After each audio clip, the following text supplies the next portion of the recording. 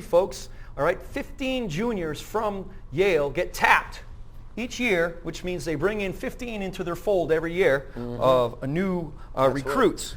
This one is, yep. Yep. And it says here that they possess all the requirements of a true secret society. One, they were formed in secret, and all of their activities are carried out in secret. Two, membership is by invitation only. Potential members are carefully screened so as suitability before they are invited to join. And number three, what do we got there, Buzz? The first night of the new members called to initiate critically important, swears total obedience and loyalty. Now this is, and it's a well, let's finish out. Let's finish out what it says there. Finish out obedience and loyalty to the secret society. This pledge is bound by a serious oath, some of which could be deadly if carried out, blah, blah, blah. But let's talk about, just for a second, down another rabbit trail, when we had, the two last candidates running for presidency in our country. Oh, it's like owning both horses in the horse race. Well, that's part of the Illuminati's plan also. When we get really deeply into it, a book called The Naked Communist was written by W. Cleon Skousen. He basically was an assistant to J. Edgar Hoover, and serving as an assistant to Hoover and for the FBI. And he came across the planned complete information that depicted the planned complete destruction of the United States of America. And in it, there's 45 points.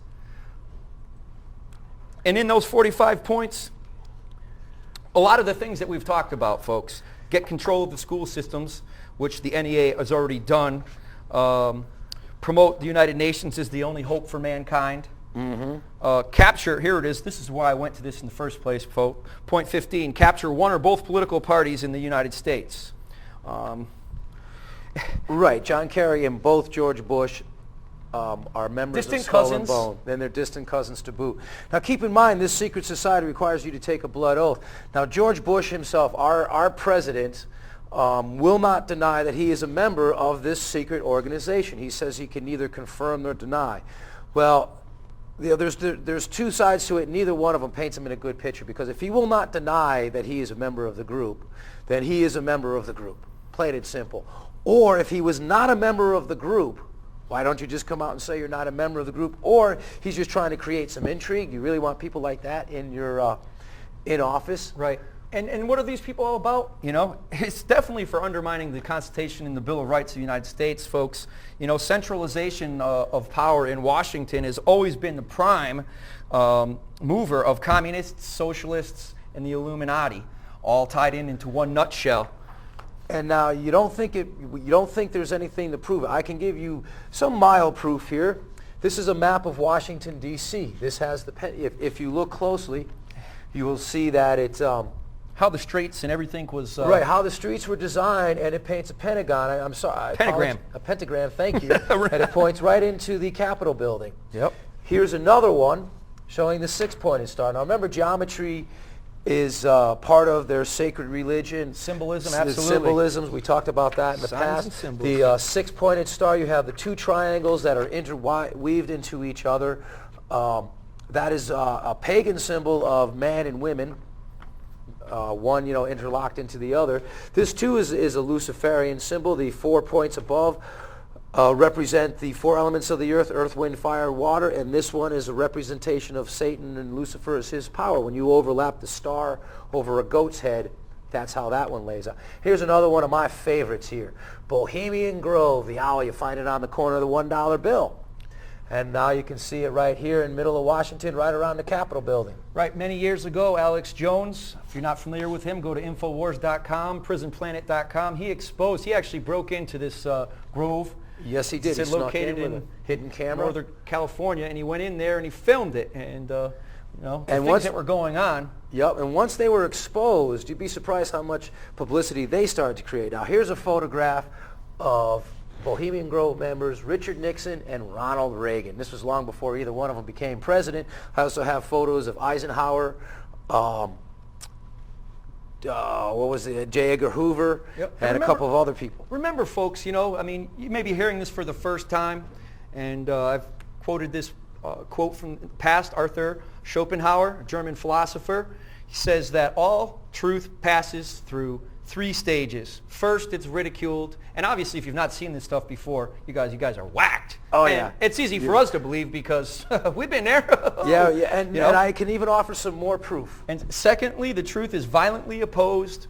And thirdly, it's accepted as being self-evident. Now, we were talking about Bohemian Grove. I mean, we've been riding the wave and the crest of understanding what Alex Jones has been up to for many years with bringing forth the truth about 9/11 and Bohemian Grove and all these secret societies. And when you first watch these programs, you're like, come on. But again, it seems ridiculous. But through time, it's going to become self-evident. And we're just here planting the seeds, food for thought. Alberton, Georgia, what's called the Georgia Guidestones. Oh, this is crazy. This is on public property. Alberton, Georgia is the granite stone capital of the world, yes. Also known as the tombstone capital of the world. Tell it, Buzzy. Creed number 1. Maintain human population under 500 million in perpetual harmony with nature. It has a very... And what does that mean? Most of us got to go. Yep. Other creeds go into talking about world courts, settling differences, no borders, a very open philosophy of thinking to the point where the child is going to be tell the parent how to raise themselves. So these things really do exist. This particular monument was erected back in the 70s. 2 organizations, the money was paid for unanimously. The money was traced back to the Rosy Cross and the Rosicrucians, if I'm pronouncing that. Rosicrucians, yep. Rosicrucians.